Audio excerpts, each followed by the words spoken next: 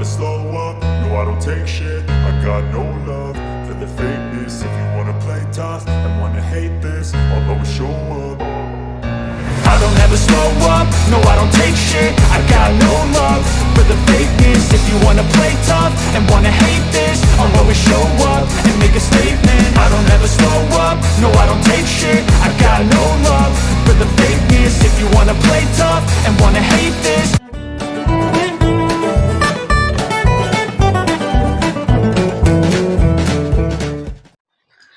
Hi అండి, అందరికీ నమస్తే. ఈరోజు నేను జంతికలు పరిశ్రమ చూపించబోతున్నానండి. అంటే ఇదివరకు మనకి అమ్మలు బామ్మలు అంతా కూడా మనకి జంతికలు చెకోడీలు అన్నీ కూడా చేతితో చేసేవారు, హ్యాండ్మేడ్ అనమాట. కానీ ఇవి ఇప్పుడంతా మిషనరీతో తయారు చేస్తున్నారండి. ఇది ఎక్కడో కాదండి, మన కోనసీమ జిల్లా అయినటువంటి మల్లిపురం మండలం మోరి గ్రామం అంటే జీడిగింజలకి పెట్టింది పేరండి, జీడిగింజల పరిశ్రమలు. అలాగే ఇక్కడ ఈ కుటీర పరిశ్రమ కూడా ఒకటి ఉంది. దీంట్లో ఒక 5 వర్కర్స్ చేస్తున్నారు. చూడండి జంతికలు ఎంత స్పీడ్గా వర్క్ చేస్తున్నారు. జంతికలు అలాగే చేగోడీలు, అప్పడాలు, గొట్టల ప్యాకెట్లు. చూడండి జంతికలు ఎంత మెజర్మెంట్తో పర్ఫెక్ట్గా వస్తుంది అనమాట. మనకు దారంతో కట్ చేస్తున్నారండి.